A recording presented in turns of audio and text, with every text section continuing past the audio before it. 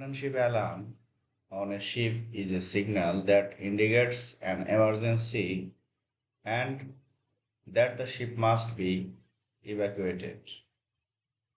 A series of seven short blasts followed by one long blast on the ship's whistle and general alarm.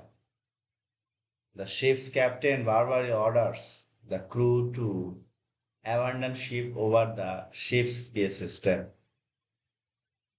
Crew members must immediately gather at the designated master station with their life jacket or immersion suits.